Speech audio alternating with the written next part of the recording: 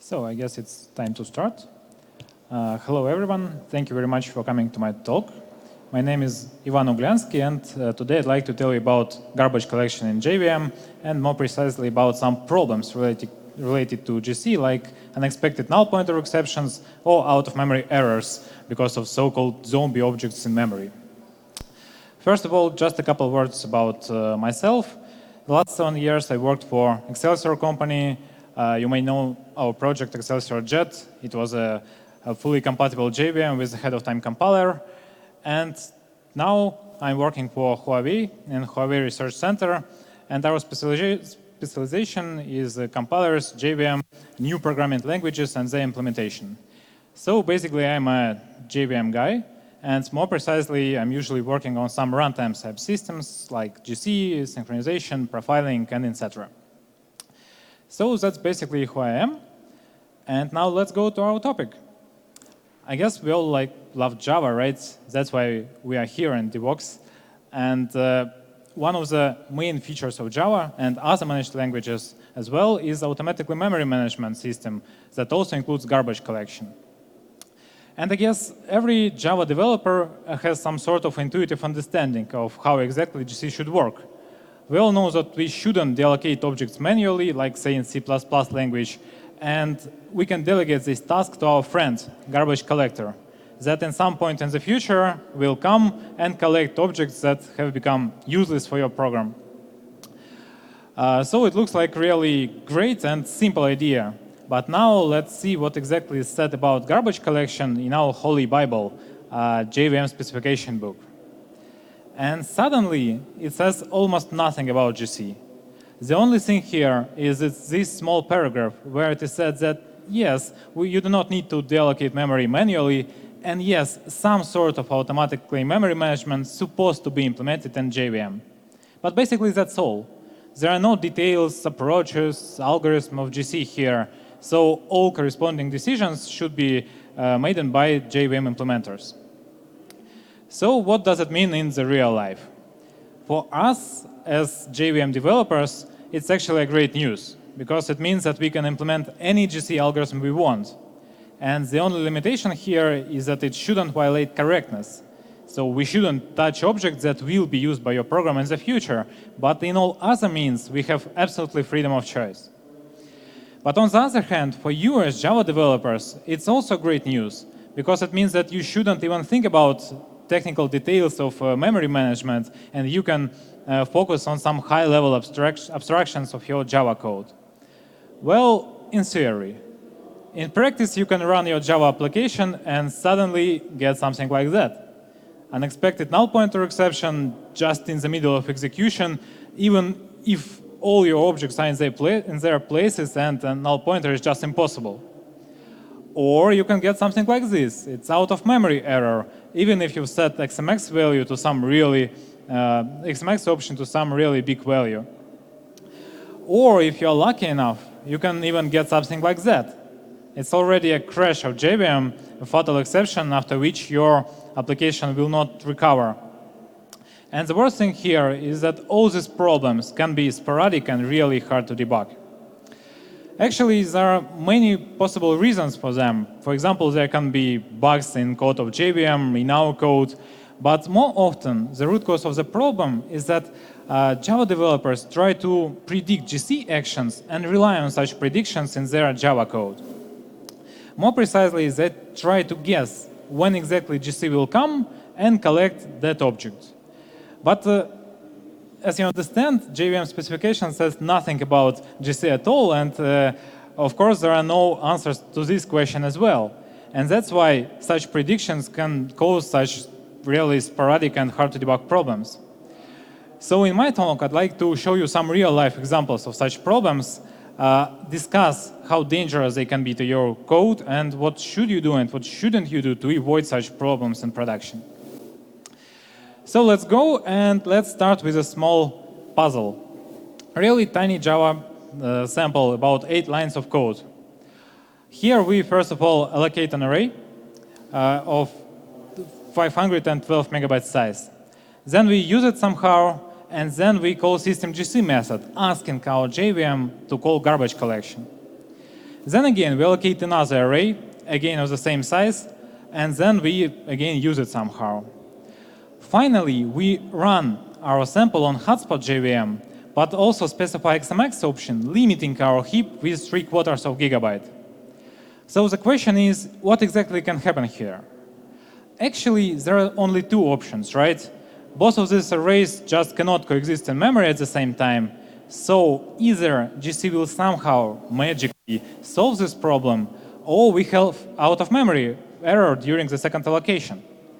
So let's vote. Who actually believes in GC and thinks that everything will be okay here? Thank you very much. It's always good to know that someone believes in your work. And who feels a little bit skeptic and thinks that they will be out of memory? Okay, let's try. And yes, we have out of memory. And it's a little bit disappointing, right? Because even in such small 8-line sample, GC hasn't managed to solve this problem. But wait, that's not all. Let's rerun our sample with new option, -xcomp. This option will force JVM to compile all your methods instead of interpreting them. And suddenly, it helps. We do not have any out of memories or other problems here. And actually, it's a little bit strange because, you know, it wasn't a GC option or even runtime option. It was some compile mode option. So how can it help us to avoid out of memories? So let's see. To understand this, we should answer the only question, actually. Can GC collect this first array during this call of system GC method? And rather popular answer to this question is that it cannot collect the first array. It has no right for that. Why? Because the only thing that GC should respect is correctness. We shouldn't touch objects that could be used by your program in the future. But here we have a local variable, R1, that actually points to our array. And it looks like we shouldn't touch our array until this local variable exists. And when we are talking about existence of local variable, we usually mean visibility scope. And from this point of view, GC has no right to collect this first array because local variable exists to the very end of this method. But fortunately, any modern compiler, including Java compilers, calculates something much more interesting than just visibility scope. I'm not talking about life range of local variables.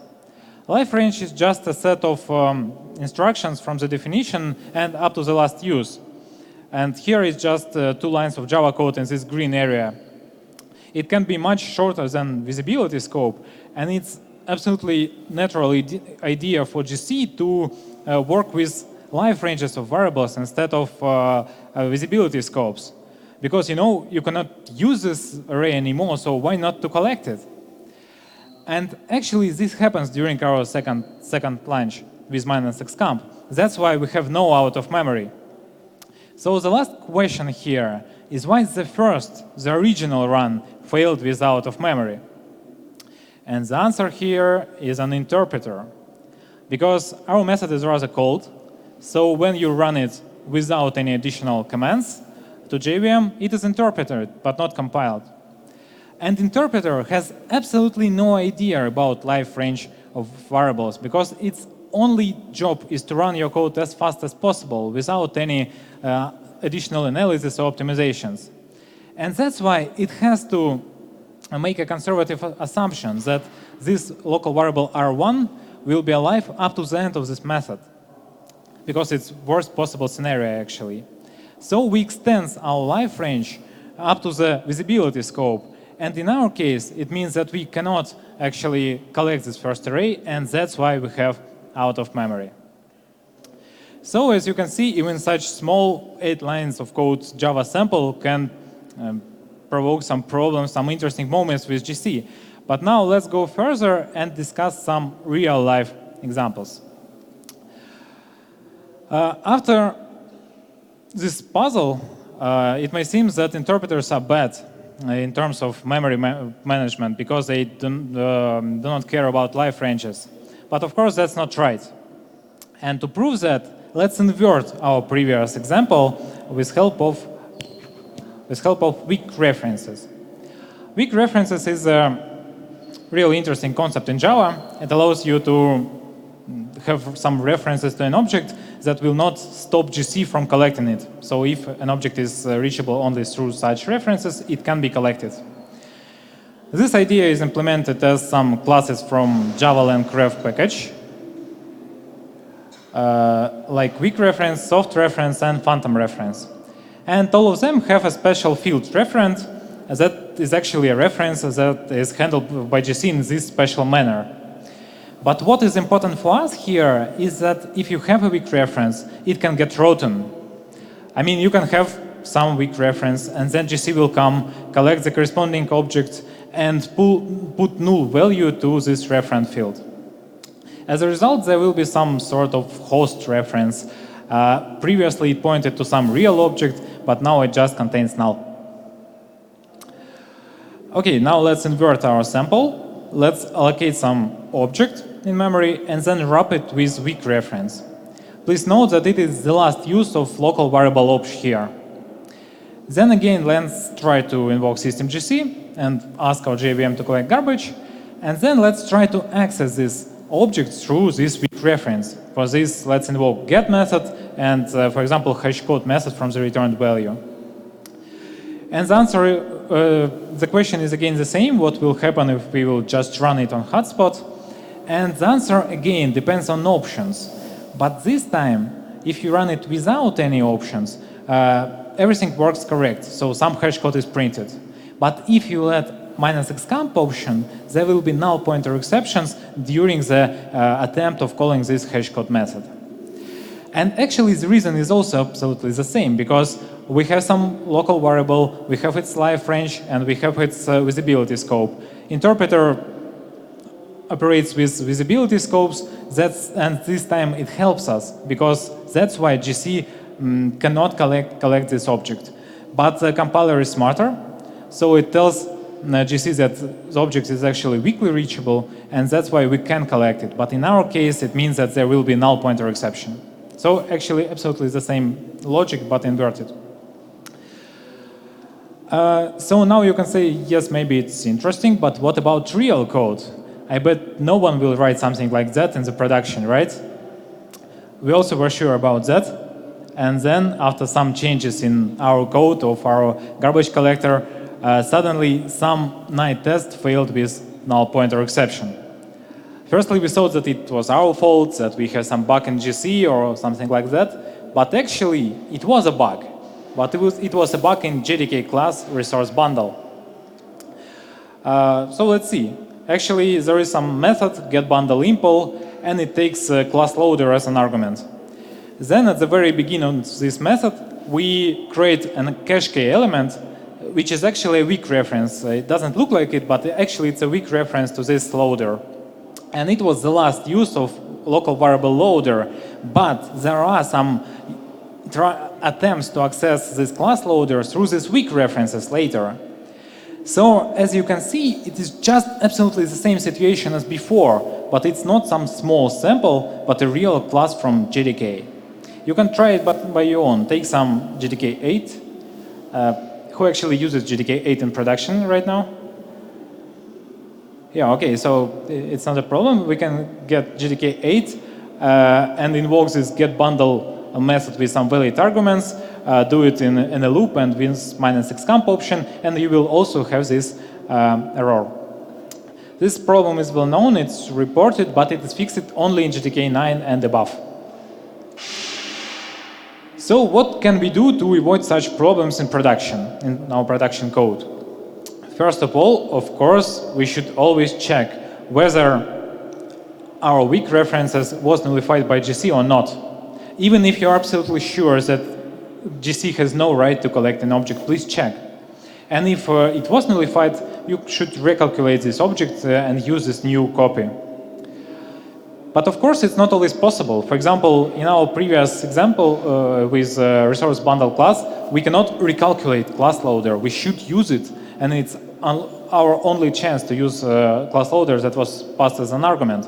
So sometimes you need to keep an object alive. And how can we achieve that? Well, in our small sample, it looks like not a big deal, because we can just add a new use of our local variable option at the very end of our method, and then we will extend our life range of our variable option up to the visibility scope, and this should solve the problem, right? Not yet, because we also have question how exactly we should use this object there, and what's even more interesting, how to convince the compiler not to move or eliminate this use. Because, I mean, for example, you can try to pass it as an argument to some really lightweight method, but then it will be inlined and you are still at the same situation. So you, again, need to solve it somehow. Or you can try to put it in some static field, and then GC will have no right to remove this object. But it looks like some sort of manually memory management in Java, and that's definitely not the thing we want to do in production. Luckily, in JDK 9 and above, we have a special tool that is called reachability fence. It is a special method in reference class, which only goal is to keep an object alive.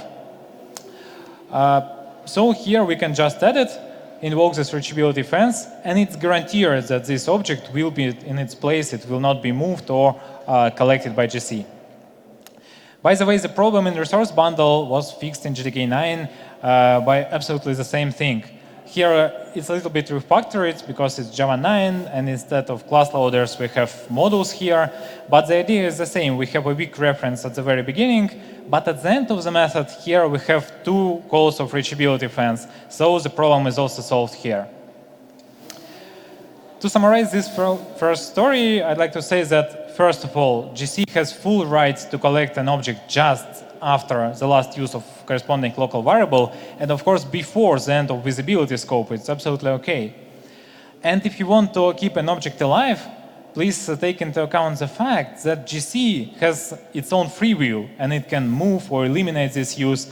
So if you really want to keep it alive, please use reachability fence that was introduced in JDK 9.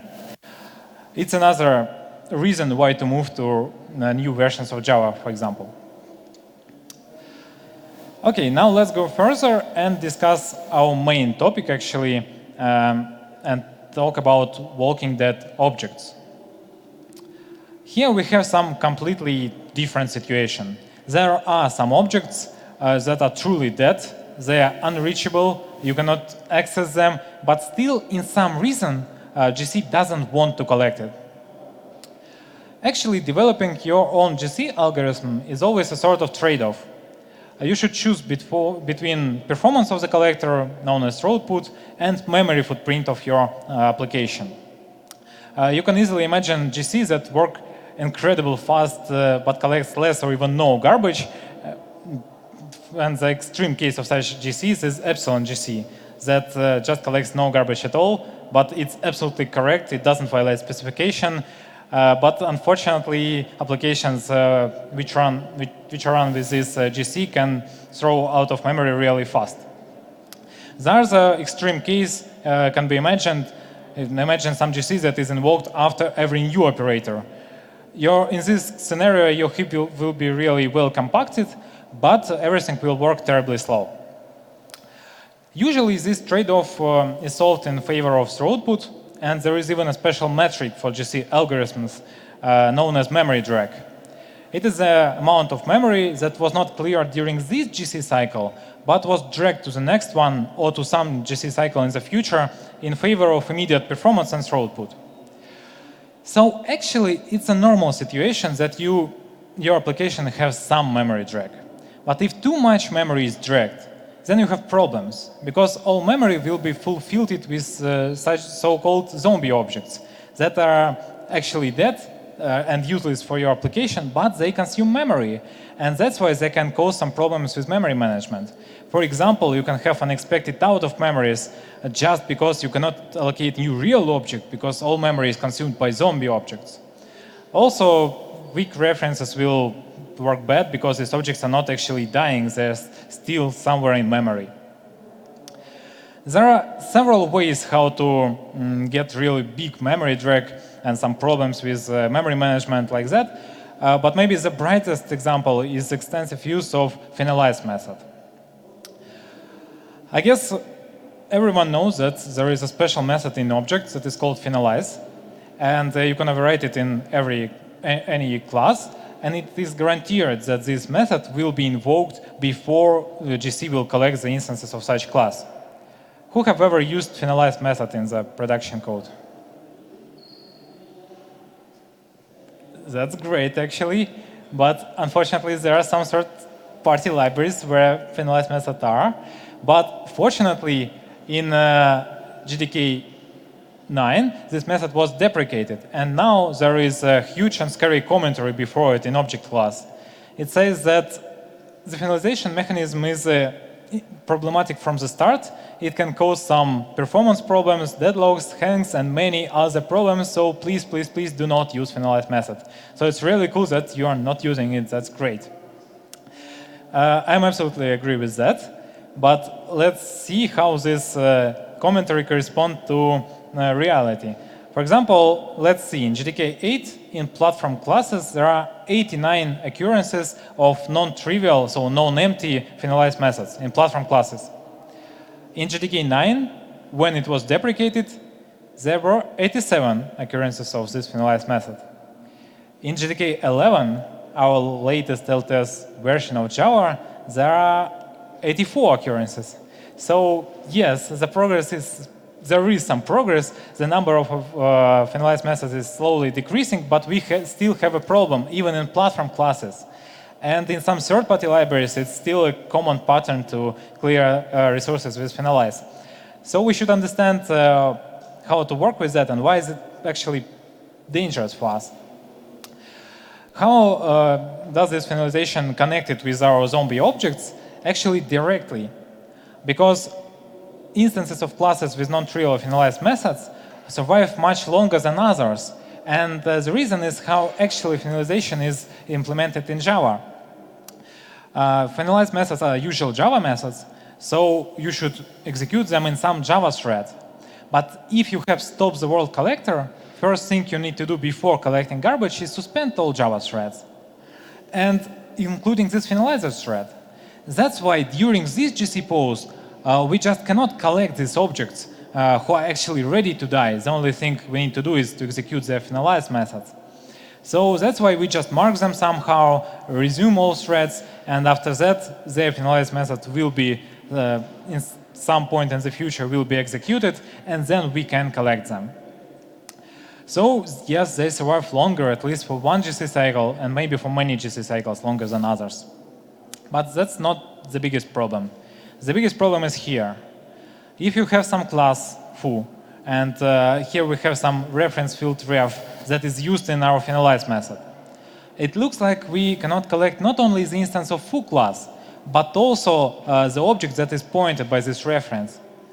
And the worst thing here is that most JVM implementations make the conservative assumption that every object that is reachable through this instance of foo should also survive until this finalized method will be executed. Because, you know, it can be really hard to analyze this finalized method and to understand what exactly should be executed there. This subgraph of objects is called f-reachables, and it is really a problem for memory management because it can be rather big. So the worst situation here is when your memory is consumed by these subgraphs of f-reachable objects. How can we notice such problem? I mean, if you have out-of-memory error, it's not written there that the problem is finalization, right? But you can easily understand that. For example, with help of JMap tool. It is a standard tool in GTK. You can run it with -finalizer info flag and also give a PID of your Java process there as an argument. And as a result, it will print you the list of all objects who are currently waiting for finalization. And if you see that there are dozens of thousands of some strange objects here and you have out of memory, maybe you have some problems with finalization. How to solve this problem? Well, usually when you need finalization, you actually need to clear some low-level resources like file descriptors or OS handles or something like that. And that's why your class structure looks like that. You have some reference fields. Because of them, you have this f-reachable set. And also you have some low-level resources. So idea here is to create a new class state, move all low-level resources there along with this finalize method. And in main class, you will also only have a reference to instance of this state class. As a result, you still have problems with finalization, but a reachable set is much more compact, so it's already a partial solution. But of course, the best thing is stop using finalize, or it's really cool that you do not use it actually. If you still need to somehow clear low-level resources before actual death of objects, there is a really cool replacement for finalization. It is called Java Landgraph Cleaner class. It was introduced in GTK rather actually many years ago, but previously it was named like Sun Mist Cleaner. Now you can find it just like Java Landgraph Cleaner class. To use it, you should do just the same. You also create a separate class state, also move all low-level resources there, but this time you shouldn't even add finalize method there. Instead, this state should be an implementation of runnable, and all logic for clearing resources should be put in this run method. Then when you create an instance of foo class, you should also register it in some cleaner, and when this instance will become phantom reachable, all clearing actions will be run. So the problem is actually solved. Cleaner is a cool thing, but if we're talking about memory drag, I want to pay attention to the fact that it helps with memory drag also, again, only since Java 9. The reason is full rework of phantom references. You can read some details in this ticket in OpenGDK bug tracker, but the idea is that only since Java 9 it can help you with memory consumption. So to summarize the second story, every time you use finalize, you increase your memory drag. It's really bad. So in theory, JVM can help you and reduce the size of this reachable set by their own, but usually they do not care. So it's your problem, and to solve it, you should use cleaners that will help you since Java 9. Okay, as finalize is deprecated, we can hope that in some maybe distant future, there will be no more finalize methods, and any finalize method will disappear along with memory problems. But I guess no one can say the same about, for example, generational GCs. But they also can cause a problem with memory drag. And this is the topic of my third story that is dedicated to nepotism of garbage collectors. Let's see another small example. We have some sort of linked list. It's with very reduced functionality. That's why it's called dummy list. Here we have just two references to the beginning and to the end of this list, and every element has a reference to the next one. So just some usual example of linked structure. Also, we have a method that adds new elements to the very end of our list. And what's a little bit more interesting, a method that removes the first element from our list.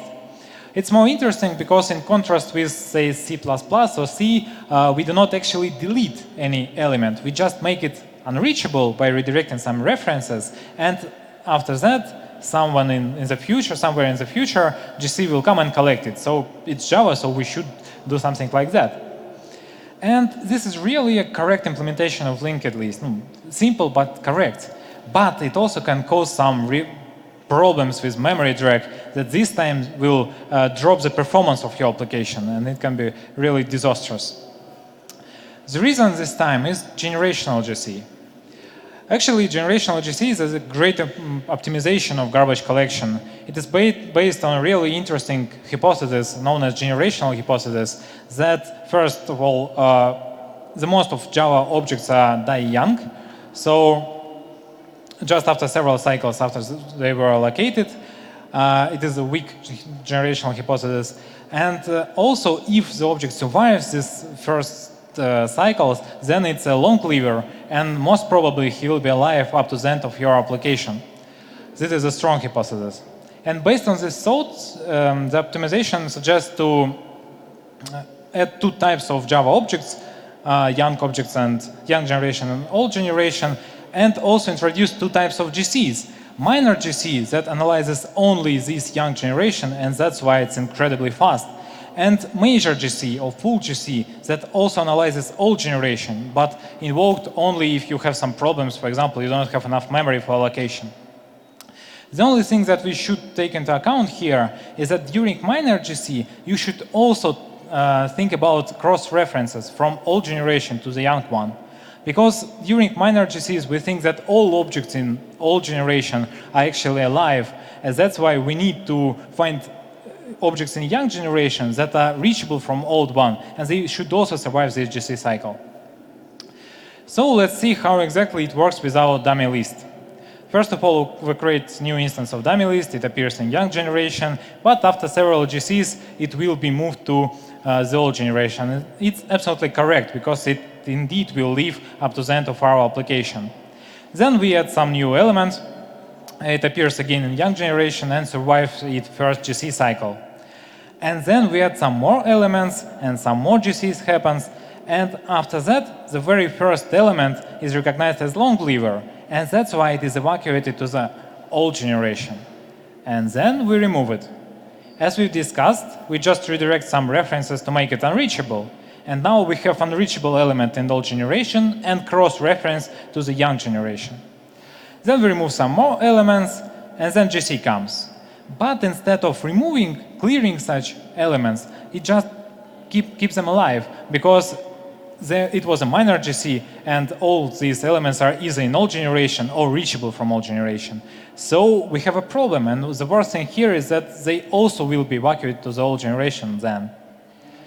This situation is called Nepotism of garbage collection, or floating garbage, because of how dead objects float from young generation to old one. And actually, generational GCs looks like they consciously increase their memory drag. It is the price that of really fast and effective minor GCs. Usually it's okay, but sometimes the old generation becomes just a source of these walking dead objects, because more and more objects come to old generation, and eventually you will have a full GC. You will have periodically invoked full GC, and it means the drop of performance of your application. You can again say that, hey, it's some sort of example. No one uses a self-crafted linked list, because we'll use standard library and so on. And maybe you are right, but there are actually a lot of examples of problems with linked structures in production. My favorite story about this is the talk from Tony Prentezis from Twitter about how they detected and how they fought with nepotism in one of Twitter's servers. So if you want, please follow this link to this talk from previous Devoxxes, and it's really interesting and cool. And now we should understand how we can actually notice a problem with nepotism. And it can be a little bit tricky, because there are no direct signs of nepotism, only indirect one. So if you understand that your application hangs from time to time without any obvious reason, maybe it's a good idea to go and analyze GC logs that can be got with print GC details option. And if you see that full GC is periodically invoked, then your next step is to analyze the dump of all alive objects. You can get it with a JMap tool again, but with new option -dump. And if you see that there are really many parts of some linked structures there, then yes, you have a problem with nepotism. You need to do something with that. But what exactly should we do? Well, first of all, I need to admit that it's not actually a fatal problem. You always can wait until full GC will happen and sun will rise and just burn these zombie objects to ashes. So if your clients are tolerant to some really long pauses and response time is not an issue, then you can use this way. But if not, you need to do something. For example, you can manually nullify references of such deleted elements of linked structures. It can sound a little bit counterintuitive or even foolish, because usually we need to nullify reference to this deleted element to make it unreachable. But let's see how exactly deleting element from usual linked list from GDK differs from ours. And actually, the only difference here is this line, where we nullify next field of deleted element F. And here is a really interesting commentary that it is some sort of help for GC. And indeed, it is help for GC to fight nepotism. So if you can, nullify references from such deleted elements. Finally, if you do not want to, you cannot modify collections, there is a third way. you can try to solve this problem by tuning the size of young generation, and for example, by increasing the size of young generation with XMN option. And as a result, long cleavers will be evacuated later, and maybe in your application, it can help you to avoid this problem with nepotism.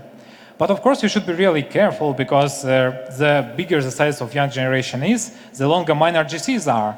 And eventually, you will have minor GCs as long as full GC. And it's, of course, it's not the thing you want to have in production.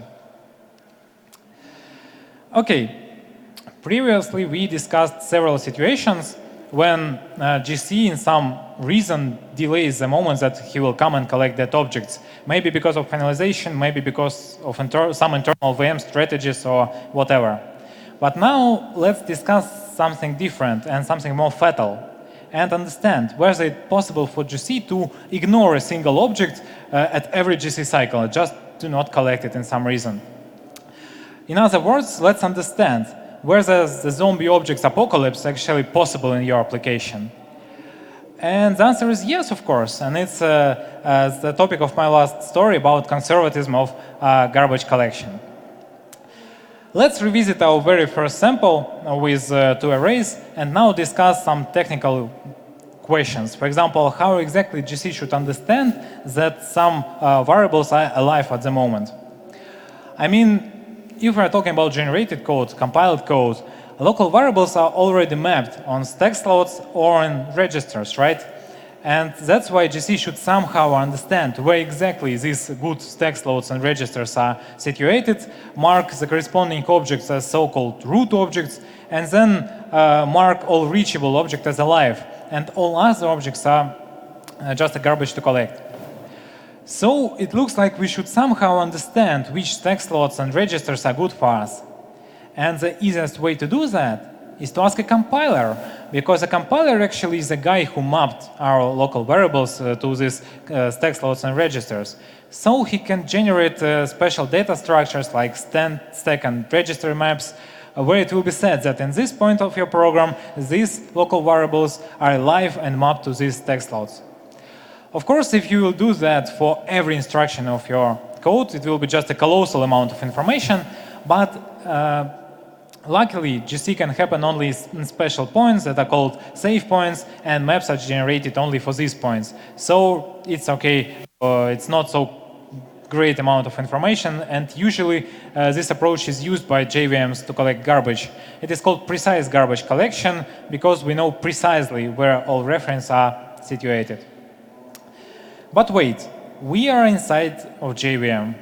We know so many different things. We know how the allocation works. We know in which memory regions objects can be allocated. We know the internal structure of objects. So the question here is, can we implement garbage collection without any hints from the compiler? And the answer is yes. At least we can try it. The alternative approach is to consider every value on the stack or in registers as a potential pointer, and then filter out values that are definitely not pointers with help of this knowledge of how allocation works. In such approach, you of course will find all roots that were found by precise garbage collection, but also you can find some false roots, values on the stack that looks very, very similar to usual pointers and objects, but actually these objects are dead. But we will add them to our list of alive objects, and they will survive this GC cycle. But we can be absolutely OK with that, because we've just discussed that generational GCs can drag the whole generation of objects in memory. So it's not a problem for us to add these reachable from false roots elements to our memory drag. It's OK. This situation is called conservative mistake, and yes, it will increase our memory drag, but it's totally not a problem for us at this moment. But why should anyone do things like that? Well, there are a couple of reasons. First of all, if you do not need to consult with compiler, you do not need these GC maps, it's stack and register maps, and that means that you shouldn't spend time to generate them and memory to actually store them, and it's already a cool thing for just-in-time compilers. But even coolest thing here is that if you have no stack maps, there is one less reason to add save points to your generated code. I mean, usually save points are generated into 1 or 2 native instructions, which work with memory, and that's why they're quite slow. And you should also guarantee that every Java thread will reach the nearest save point in some finite time. So usually they are placed on the backward branches of the loops and in the epilogues of methods. Of course, if you do like inserting save points like that, the performance of any Java application will drop. And that's why any JVM tries really hard to optimize this inserting of save points. And removing even a couple of save points from the hot path is already a great optimization. But now imagine a world without a single save point in generated code. In this beautiful world, the performance of every Java application will be much, much better, and the difference will be up to 15%. And it doesn't matter whether your application generates garbage or not, whether GC is invoked or not, it will be accelerated. Also, without save points, the generated code of your applications will be also much more compact, and it's also a great thing for G compilers. Of course, one can argue that it's just impossible to remove all save points from JVM because too many things are implemented through the save points. Maybe you're right, but on the other hand, we haven't tried. We haven't tried to implement this mechanism without save points. So it's just actually, we can't reinvent them. It's just a matter of motivation, resources, and time. And here we have motivation because every Java application is accelerated. But is it actually possible to make such conservative GC? And actually, yes, because first of all, we have some scientific papers about it. The main, of course, is the paper of Boehm when he describes conservative GC in C++. And something much more interesting for us is scientific paper that describes Emacs collector. That is already a Java collector for Java, and it's mostly precise, but it still scans stack on registers in conservative manner. But not only papers, we have some real-life projects with conservative GC. For example, RoboVM, the project of running Java on iOS. Unfortunately, now it's closed, but thanks to Microsoft. But we have some successful successors like MobiVM, and they still use conservative GC, Boehm GC. Also, maybe even more interesting is Scala native project. It's the implementation of Scala without JVM. And as there is no JVM, they need to implement some runtime and also implement some GC. And they prefer conservative GC. First it was Boehm, and now it is Emacs GC, and they are happy to report some performance improvements. And finally, in previous version of our JVM, Excelsior Jets that worked for Intel x68 architecture, we also have fully conservative GC without save points. So these numbers of accelerating of application is not some fantasies, it's not science fiction, it's real numbers, and I saw it with my own eyes. And we have a conservative GC for 16 years in production, so it's really possible. But in 2015, we finally implemented precise GC. Why, if it's so cool to have conservative one? Well, because usually this conservative mistake increases your memory drag to 1 or maybe several GC cycles.